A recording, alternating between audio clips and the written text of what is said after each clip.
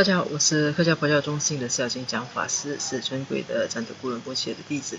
我们今天跟大家分享的依然是仁波切的这本英文书《Compassion Conquers All》。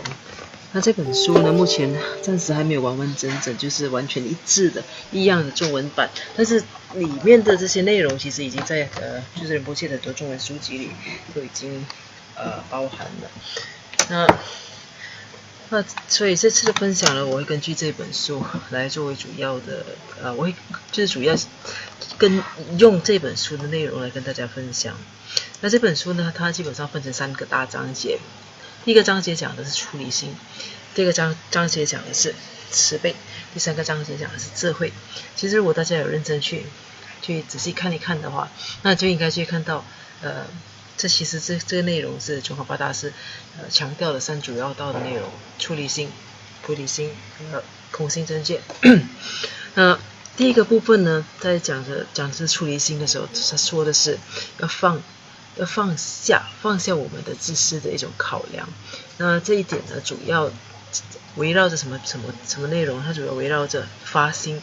那我们在做佛法的各种活动的时候，我们要以怎么样的发心来进行，才不会浪费。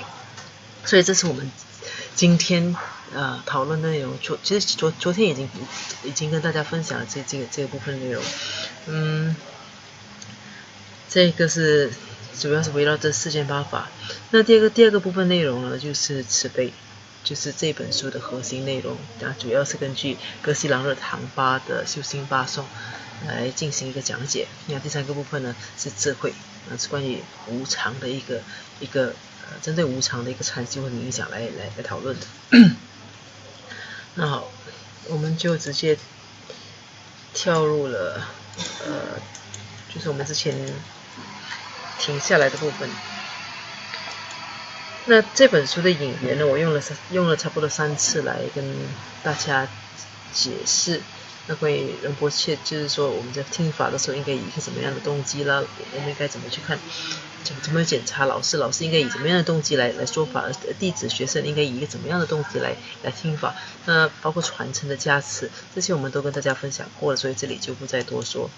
那包括本书的作者，我们也分享过了。那来到这个现在呢，是第1章。第1章讲的是发心，就像刚才我说的，那他的发心呢，必须是怎么说呢，免于世间八法的。其实他这里要强调的就是尽量就是我们尽量有出离的这种心态。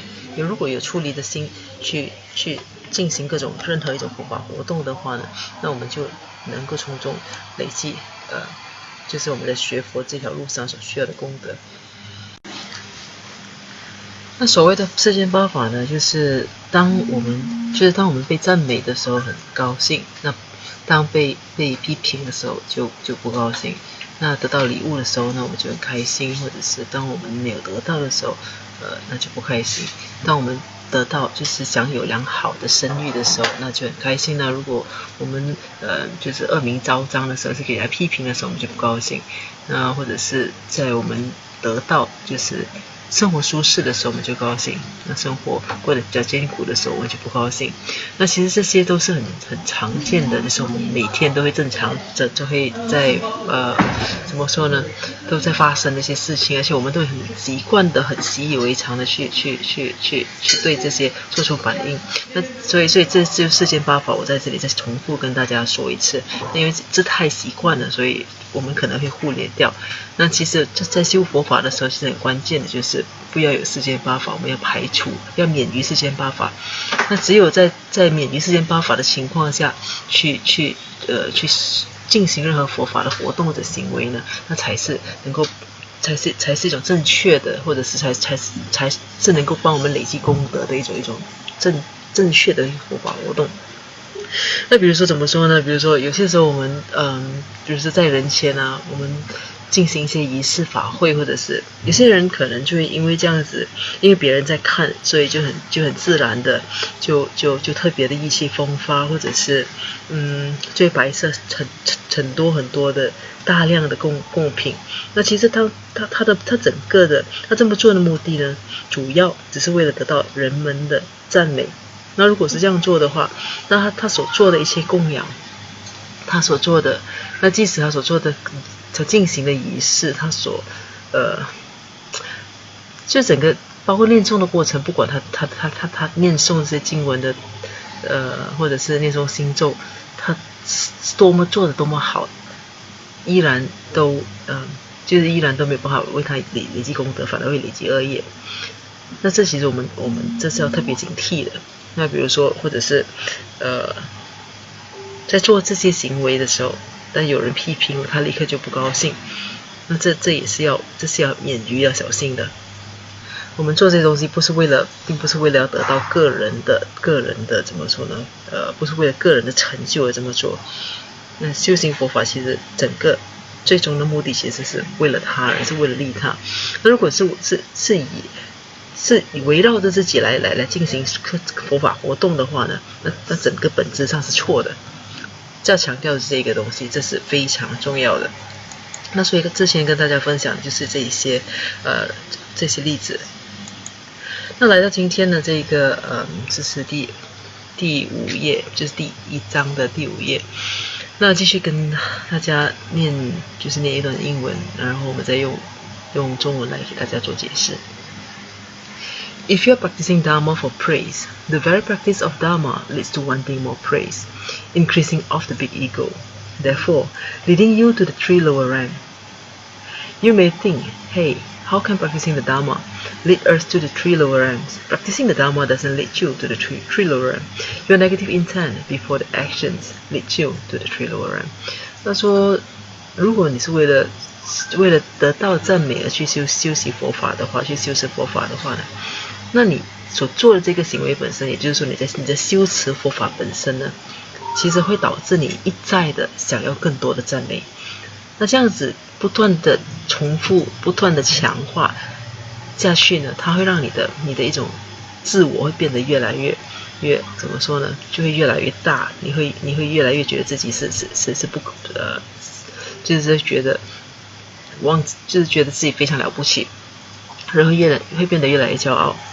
那这样子的一种结果呢，那就是到了就是在最终的结果呢，就是它将把你带到三恶趣去。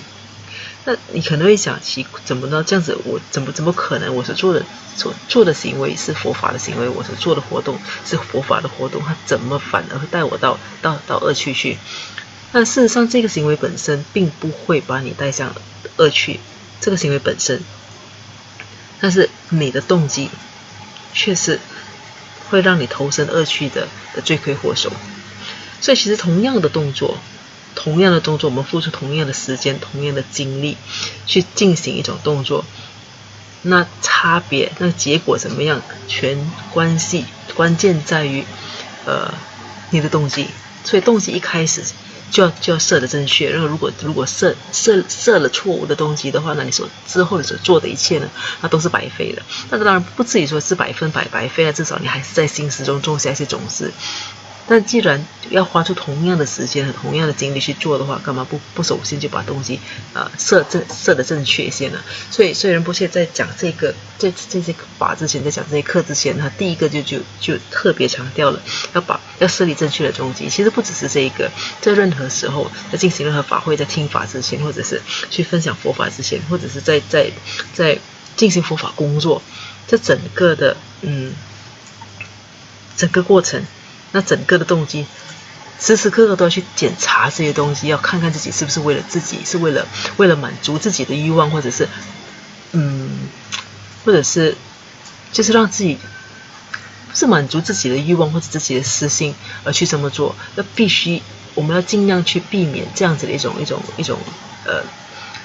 怎么说呢？这样子的错误，那其实是很难免，因为我们毕竟太习惯了。有些人是不自觉的这么做，但是如果你时时刻刻去检查自己的动机的话呢，那其实你会对这样子的整个的自己本身的表现或自己的发心会变得越来越敏感，那就可能就尽量就越来越能够避免它的发生。You could sweep out you could sweep out an old folks home with a good motivation. May this act benefit others. The act will lead you to Buddhahood. You can sit in front of Jechongkapa and meditate for 5 hours, and meditate on the US dollars, and meditate so your finances move up, and that you can get some wealth face, some wealth mantras, some wealth pujas, and that you will pass on everything to make it on Sunday for the wealth prayers. Then, if you meditate for 5 hours in front of Jechongkapa, you are meditating for material gain. 你可以本着一个正确的动机去在老人院帮老人院扫地。那当你这么做的时候，你的想法是说我希望能够去帮助别人，我希望能够去造福众生。那如果你有这种想法的话，那表示你当时全心全意你所想着的就是为了造福众生的话呢，这个行为本身它就能够把你带入就是成佛的这条道路。那如果说你在宗喀巴大师面前你禅修，你静坐5个小时，但是你所想的一切呢都是钱，都希望做，都是想说你能够财务上能够更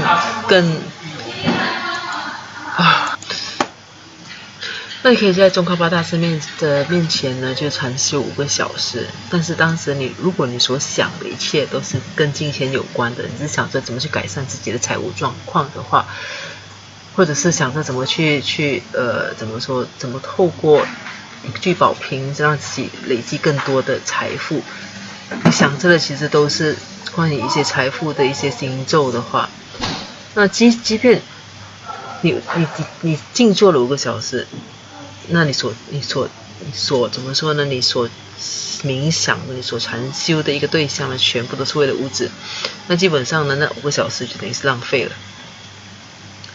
Meditation doesn't mean fulfillment of your worldly wishes. Meditation and practice is for enlightenment. Therefore, when we do practice for the reason of getting praise, how can we label that Dharma practice? That's definitely not Dharma practice. In fact, that very motive makes the act result in the fruition of more negative karma. So when we start practicing Dharma, instead of our wish to get praise decreasing, it increases. The more we go to Dharma talk, the more we know, the more empowerment, the more teachings, the more knowledgeable, the more scholarly we become. The more advanced we do it, the more we can chant, the more we can teach. Then the bigger our ego, the bigger our pride, the bigger our arrogance. Everything becomes bigger, and the whole point of learning Dharma is to decrease those points and to, in fact, annihilate or destroy those points.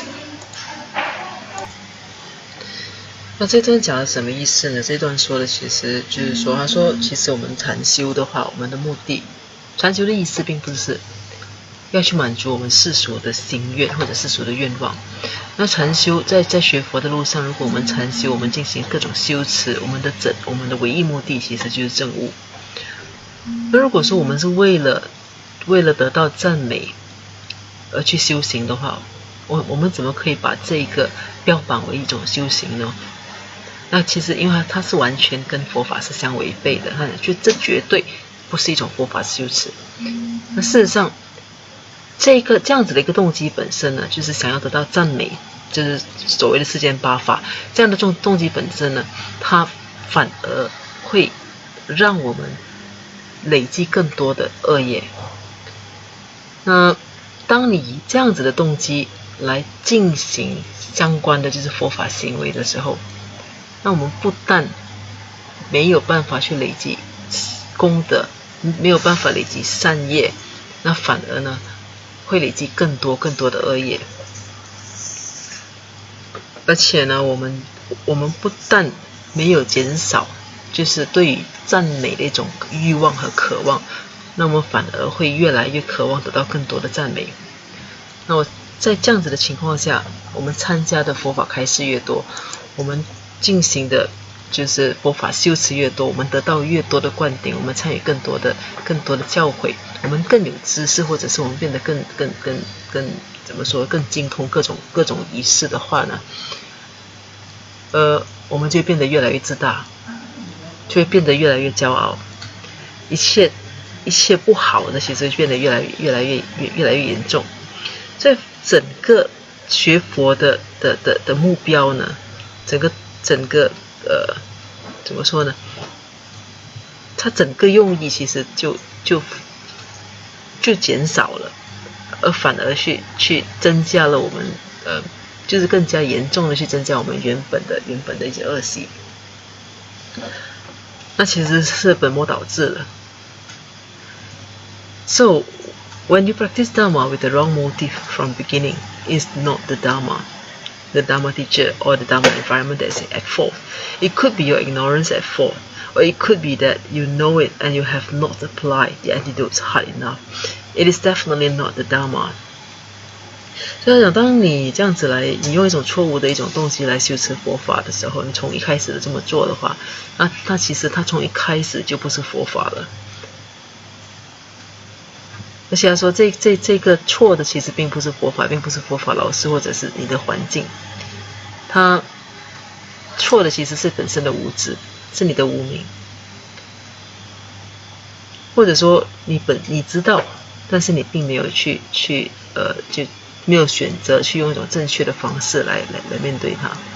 所以这样子的情况下呢，你所进行的各种看似佛法的一种活动呢，实际上并不是佛法。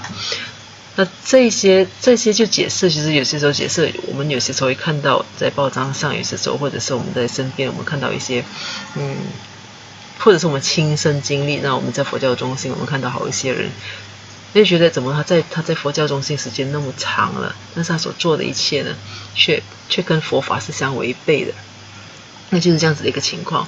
但是从一开始那个动机就没有设立正确，那你没有设了正确的话呢，那再继续滚下去，那后果是这个样子。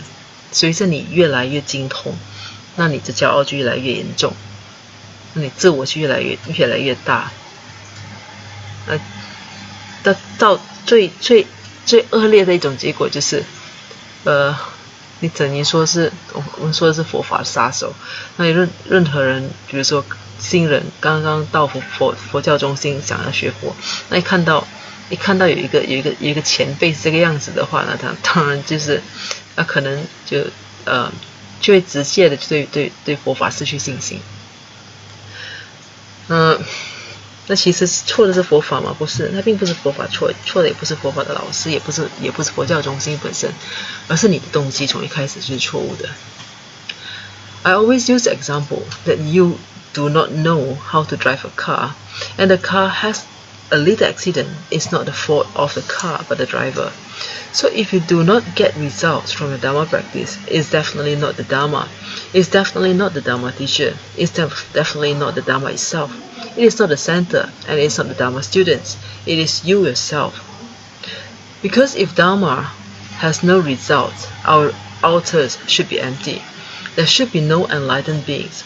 So we would be prostrating to empty beings, and there would be no living enlightened masters today, such as His Holiness the Dalai Lama, His Holiness the Great Karmapa, His Holiness Sakya Trezin, His Holiness Dujun Rinpoche, His Holiness Digo Khyentse Rinpoche, and His Holiness the Great Ganden Sri Rinpoche. There will not be any enlightened masters around, like my master, His Eminence the Great Khyentse Rinpoche. They would not be around. 仁波切说，他常常使用这些例子。他说，如果说你不懂得驾驶的话，当这辆车子遇到意外的时候，那错的其实并不是车子，而是这一个司机本身。所以如果说你在学佛的路上，你没有得到任何成果的话，那错的肯定不是佛法本身，也不是佛法老师，也不是就是佛教中心，那错的肯定是你自己，是这个学佛的这个学生。那你从一开始你的动机就用错了。但是如果说佛法是没有办法带来成果的话呢？他说这样子，如果是这样子的话，那我们的佛坛其实就是空空如也的，那就不会有证悟者了。那我们就是现今世界上也不会有任何的所谓的觉悟者或者是活佛了。那我们将不会有至尊教尔波切，我们不会有至尊大宝法王，我们不会有萨迦法王，我们不会有顶果清泽仁波切等等等等的。他讲，如果佛法是无效的话，就不会有这些证悟的上师们了。But there are living beings around that are enlightened and highly realized and extremely beneficial for others. The great Chinese Mahayana master, the non-reverend Chen Yan in Taiwan, definitely she's a master of practice. She's doing a lot more than I can ever do. She must be advanced in her practice to be able to do that. So there are living examples around us of people who are practicing and practicing correctly. Therefore, why are we not getting those results? We must point the finger back at ourselves, not at the Buddhas, the Dharma, the temple. Oh, I couldn't listen because it was so hot and I was sweating. It's not my fault. Or the Dharma teacher, or the Dharma text, or the Sangha. We must go back to the source. If the Dharma or the Dharma teacher or the Buddhas were at fault, as I said, the altar should be empty. But because they are living representations of the result of correct Dharma practice, the Dharma must be correct and we ourselves must be at fault. But we should not be despondent or depressed. If we are at fault, the fault is impermanent, dependent on condition. Therefore, we can change the conditions and bring an end to the wrong practice and start on the right practice. 那这几端呢，他说的是，他说，那佛法是有效的，那怎么证明呢？就是说，其实因为有这世界上从以前到现在，我们看到了很多活生生的例子，很多活佛，很多觉悟的高僧大德等等。那就比如说是台湾仁波切在这里举了台湾慈济的正言上人正言法师，他说仁波切说他所做的正言法师所做的一切呢，是非常非常慈悲、非常了不起的。他讲这些都是最活生生的例子。那这些是修行正确、修行得法的一些例子。他讲，那由此可见，为什么我们没有结果呢？当我们的修行没有得到任何结果的时候，我们应该想的，其实我们应该反过来看自己，那个手指应该是朝向自己，而不是指向佛陀，或者指向佛法中心，指向身边的其他人。不是我们不应该去说我们没有办法去听，因为天气太热了。那我们没有办法做什么东西呢？因为各种各样的原因，而且常常的把问题丢给其他人，丢给环境，或者丢给佛法老师等等。那这不是问题的根本，那不是问题的根源。那真正的根源其实是自己。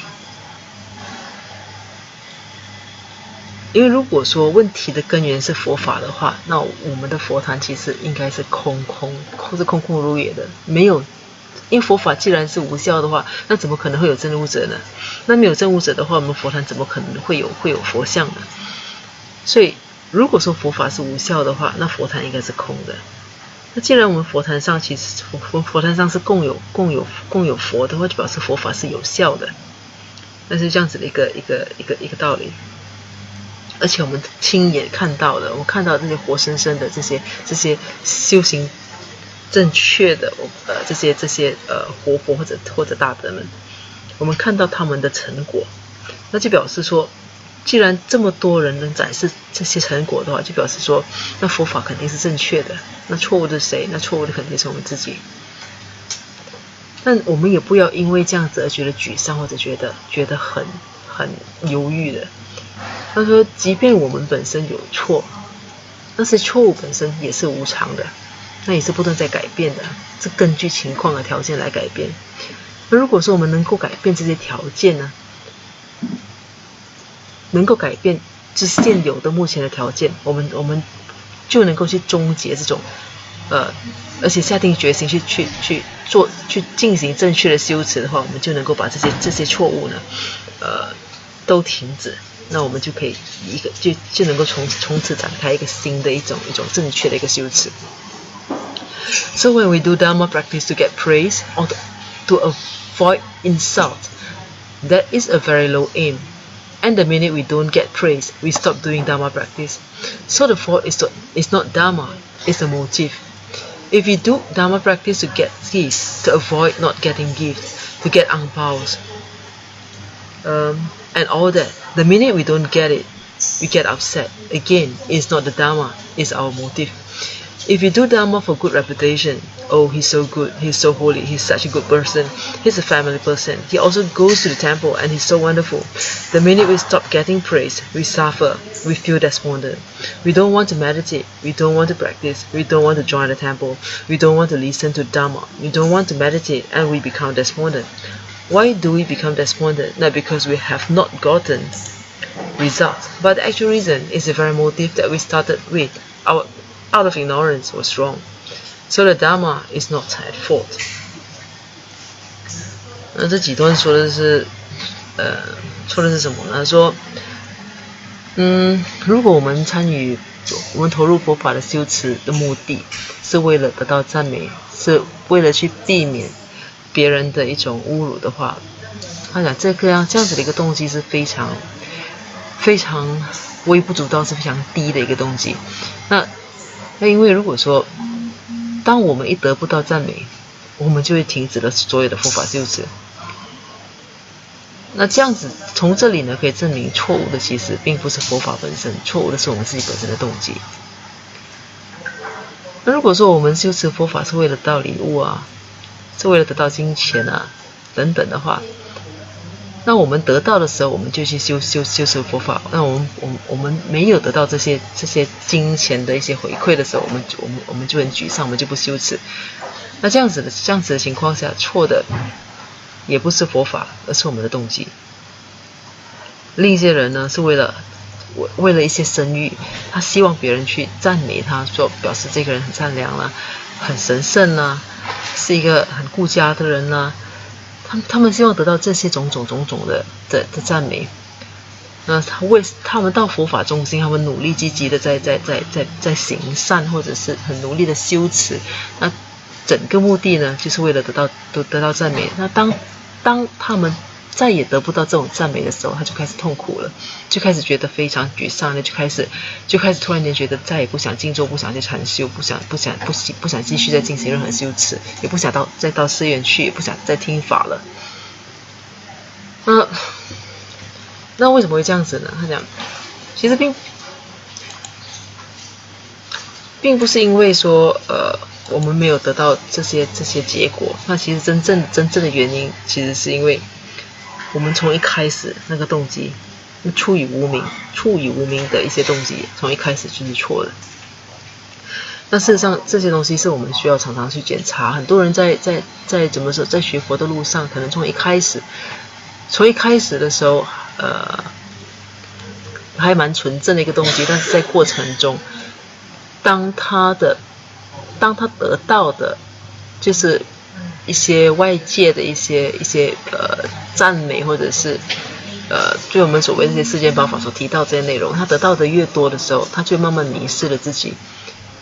那比如说就是他得到越多的赞美的时候，他其实就渴望得到更多的赞美。那当他讲为他到最后呢，他会忘记了佛法本身，他会忘记他修持佛法、学习佛法，或者是去怎么说呢？去给佛法的教诲，去分享佛法本身的原本的目的。他当时所要的，完全就是围绕着别人给他的赞美，他想要越来越多的赞美。他想甚至有一些人可能他选择了出家啊，但是他想得到的其实是尊敬。所以这其实并不少见。那有一些人是为了得到别人尊敬才选择出家的。那这个动机一开始就是错了。那他一开始动机如果一开始就是错的话呢，那当然就不会有好的结果。所以错的其实不是佛法，再一次强调，错的不是佛法，是我们的动机本身。Then we wish to get Dharma to receive Samvata to regain success. So we go to the temple to listen, hoping it will change our luck. We go in front of the altar. kowtow to change our luck. We make offerings to change our luck. We listen to the Dharma and recite lots of mantras.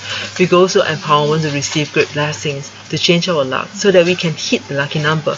Our economic situation moves up and we can get rich. I get a lot of these questions from people. I've been chanting and praying. Why isn't my business moving up? Because the very reason you are chanting and praying is not for your business and to move up. So you should be chanting and praying regardless of whether your business moves up or not. Otherwise, the minute your business does not move up economically, you go down. Of course, it's a normal human reaction that you feel sad and unhappy. But that is when you should actually increase your Dharma practice and increase your Dharma energy. You should take advantage of the situation. 那有些人我们去修持佛法，有些人是为了得到物质上的一种收获，要想得到物质上的成功。那所以他们就到寺院去听佛法，他们希望能够改运。很多人在佛坛前修持啊，去行礼拜啊，其实整个的目的，或者说做很多供养，他们整个的目的其实就是为了改运而已。那希望自己能有更好的运气，或者很多人去出席一些灌顶，去参加这些仪式，想要得到这些加持。那整个唯一的目的呢，是希望能够拥有更好的运气。那更好的运气，希望能够自己的财务状况能够得到提升和改善，能够自己变得更加富有。那这样子的话呢，从一开始呢，他动机也是错的，因为他想要的是得到某些东西，某一些能够利益自己本身的东西。那所以修持佛法的动机，如果说一开始就设定为利益自己本身，去满足自己的私欲的话，那从一开始就是错的。那这个要特别小心，因为我们正常的情况、正常的反应或者条件反射，我们总是会去做一些直接去满足自己私欲的事情。那所以说这个发心是非常重要，而且需要常常去检查的。那你如果怠惰，你懒得去检查这样子的发心的话呢，那你就会变得越来越对这些越来越敏感。那即使自己犯了错误也不知道。那如果时常检查的话呢，那可能你今天犯了10个错误，那时常检查的话，你可能在1个星期过后呢，那个错误就会减少到5个。那再过1个月过后，那每天犯的错误可能就1个。所以这是为什么要检查，做任何事情之前要检查自己动机的一个用意。那不是说常常有很多人问他，就是说我已经就是修持了好一段时间，我已经念了这个咒语，念了一段时间，那为什么我的生意还是没有得到改善的？他说其实道理很简单，因为其实念诵经文或者是经咒，从一开始的目的就不应该是希望你的生意能够改善。那所以你不管你的生意是改善的或者是没改善的，你应该还要继续念诵下去。那如果说你是为了你一开始的发心是为了你的生意能够更好来就是才来修持佛法的话，那一旦没有得到结果，你在佛法上的修持就倒退了。当然仁波切说，他当然理解说人正常情况下会因为得不到自己想要的东西而感觉到不高兴，但他也特别提醒说，正是这种时候，就是当我们觉得我们不高兴，我们因为得不到不高兴的时候，正是这个时候我们更加要去积极的去修持，就要去提升自己的学佛的一种能量。应该善用这样子的一种情况，而不要就是不要让这样子的情况让我们觉得沮丧的，继而放弃。所以这样子的情况刚好就是你需要更加积极的时候。If we practice the Dharma to move our economic situation up, that our company moves up, we can make more money, our stocks go up, whatever. And if that doesn't happen, we become despondent.